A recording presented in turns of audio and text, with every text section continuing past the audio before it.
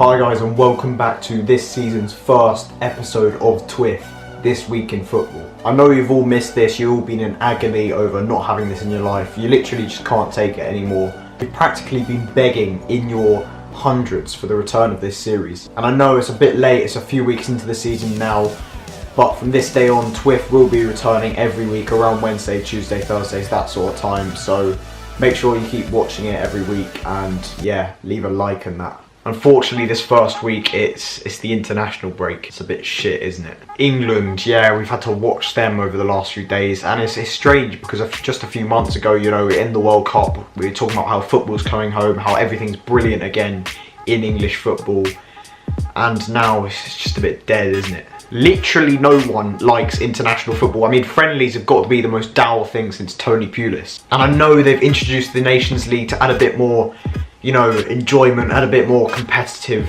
football, but I suppose it was a bit more enjoyable, but it's still not really the Premier League, is it? England lost to Spain in the opening Nations League game, and although we were robbed of the point, I mean, since when does a keeper falling on a player and then dropping the ball count as a foul? The ref was a disgrace, but essentially England were shit.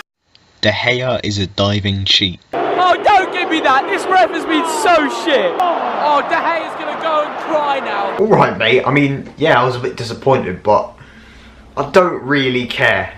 And last night England faced Switzerland and we were even more shit. And yeah, we eventually won the game, but that 90 minutes is 90 minutes I'm not going to get back in my life. What a fucking waste of time, what an awful game. It's kind of the England that I'm used to seeing. It sort of makes you think that getting to the semi-final wasn't really that impressive. You know, we beat Panama, we beat Tunisia, we beat Sweden, 3 teams you'd expect us to beat. But then when we played against better teams, 2 games against Belgium and against Croatia, we lost and we were completely overruled.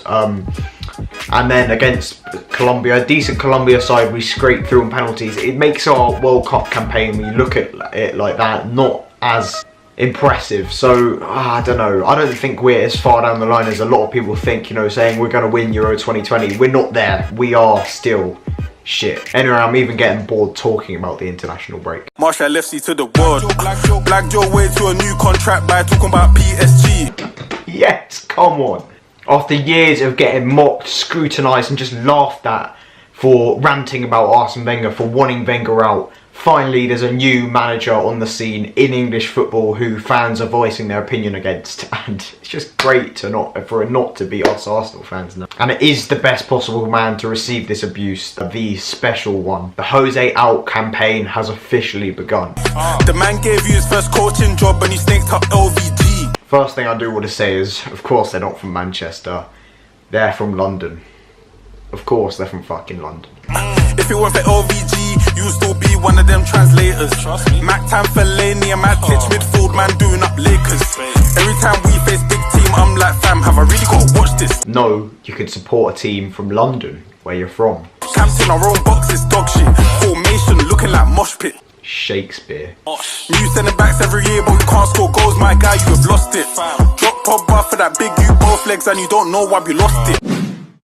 To be fair, it bangs. It's a tune. Oh god. Like, to be fair, it's better than anything us Gooners have come up with. The Gooners and we're gunning, Arsenal are coming, never losing hope, we're making something out of nothing. We're the Gooners and we're gunning, Arsenal are coming, never losing hope, we're making something out of nothing. Yeah. And to be fair again, still not as bad as this classic, produced by none other than the scum themselves. Oh, because you just got Kane! You just got Kane! You just got Kane! You just got Kane! You just got Kane! Kane! Said your girl's called Chelsea, so I caned her too. Best in the league, you should see these views. I'm always scoring when I'm in these shoes. You should check me out, I'm in your local news.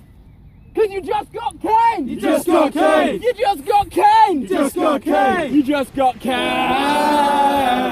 Kane! One more time, let's go! You just got Kane! You just got Kane! You just got Kane! You just got Kane! You just got Kane! Kane! You don't know! You don't know! No! You don't know! You don't know! Wiley Stormzy, you got Kane, fam. Premier League strikers, Aguero, you got Kane, fam.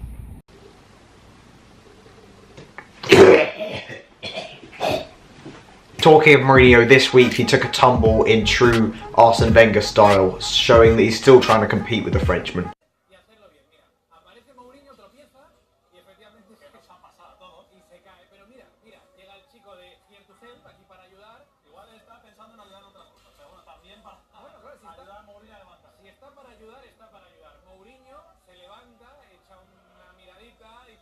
No, that's a dive. This guy's been coaching Ashley Young for too long. As always, the internet poked fun at it with the quality memes. I've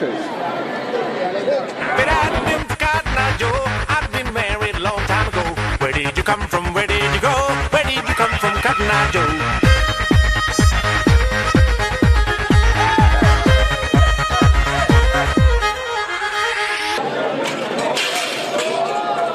No, that's rude. Respect, man, respect.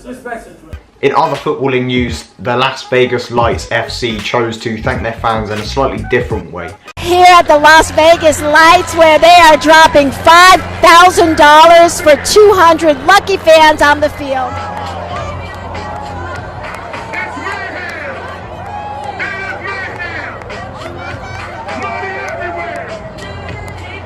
Imagine that was done in England. You know, if Grimsby Town just decided to chuck a few £100 on the pitch after a 1-0 win over Torquay to thank the fans for their support, you know, the 500 of them there, people would die. The pitch would turn into the fucking trenches with, you know, hooligans fighting off each other for a fiver. It'd be fucking World War III. On a more serious note, although it seems like a nice gesture, it does feel a bit symbolic of the modern day football, you know. Just, it's all about money. Also this week, football's best personalities on Twitter were at their best yet again. Peter Crouch responded to a young fan who he met at his book signing this week. Young fan tweeted, "Nothing will beat this, thank you dad," at Peter Crouch. Then Peter Crouch replied, "I'm glad you enjoyed it, son." And Jurgen Klopp moved into Brendan Rodgers' vacant house in the Liverpool area. And James Milner was up to his normal banterous self, posting this picture with Brendan Rodgers with the caption, "So I'm gonna put up his rent and not fix those taps," laughing emoji. What a fucking joker. And finally this week, Luxembourg beat San Marino 3-0. Do you know what this means though? 3-0.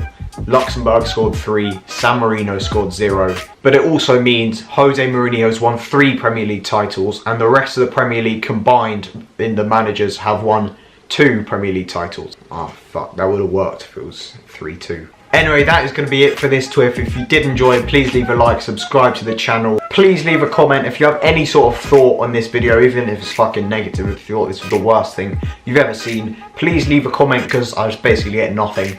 And I'll see you in the next one when the Premier League will, thank fuck, be back.